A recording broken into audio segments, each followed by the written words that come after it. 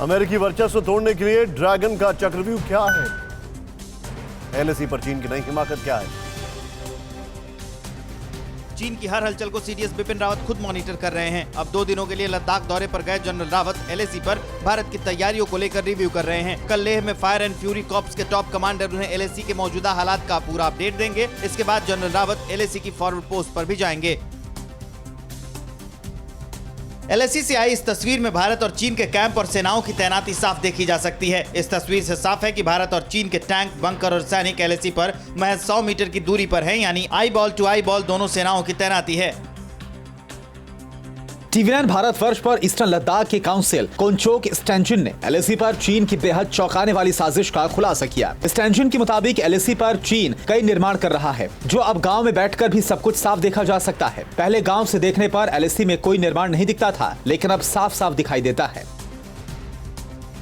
Eastern Ladakh के counsellor कोनचोक स्टैंजिन ने यह भी खुलासा किया कि पेंगोंग के ब्लैक टॉप के पास 2018 तक चीन की तरफ से सिर्फ एक कैमरा लगाया गया था। आज वहां चीनी टेंट और पेट्रोलिंग गाड़ियां देखी जा रही हैं। पहले पेंगोंग झील के पास गांव के लोग पशुओं का चारा लेने जाते थे, लेकिन अब चीनी सेना की तैनाती से गांव के लोग वहां नहीं जा पा रहे। चीन से जारी तनाव के बीच भारत ने दरियादिली दिखाते हुए पीएलए के सैनिक को लौटा दिया। भारत ने चुशूल में चीन के सैनिक को पीएलए को सुपुर्द कर दिया। 8 जनवरी को चीन का यह सैनिक भारत की सीमा में घुस आया था, जिसे गुरुंग हिल के पास भारतीय सेना ने दबोच लिया था। अब इस सैनिक को वापस चीन को सौंप दिया गया है। चाइनीज खतरे को देखते हुए अमेरिका ने अलर्ट जारी किया है। इसी के चलते साउथ चाइना सी में अमेरिका अपनी नेवी को और मजबूत करेगा। अमेरिका ने नेवी को एडवांस बनाने के लिए प्लान बनाया है। आने वाले दिनों में साउथ चाइना सी में अमेरिका और चीन में टकराव बढ़ सकता है। अमेरिकी युद्धपोत समंदर में रहकर किसी भी युद्ध का रुख बदलने में सक्षम है। ऐसे में चीन और रूस अब अमेरिका का ग्लोबल दबदबा खत्म करने के लिए सॉलिड प्लान बना रहे हैं। इस कड़ी में चीन ने 2 बैलिस्टिक मिसाइलें तैयार की हैं। इन मिसाइलों से हजारों मील की दूरी से युद्धपोतों को टारगेट किया जा सकता है।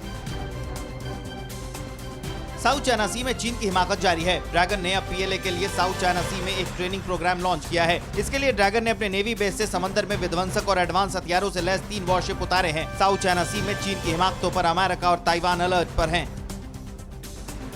नेपाल के प्रधानमंत्री ओली एक बार फिर से चीन की बोली बोलने लगे हैं। नेपाल में सरकार नहीं बचा पाने पर ओली ने भारत के खिलाफ मोर्चा खोला है। ओली ने कहा कि कूटनीतिक बातचीत के जरिए भारत से काला पानी, लिम्पियाथुरा और लिपुलेख को वापस लिया जाएगा। 14 जनवरी को नेपाल के विदेश मंत्री का भारत दौरा भी इसी मकसद से हो सकता है।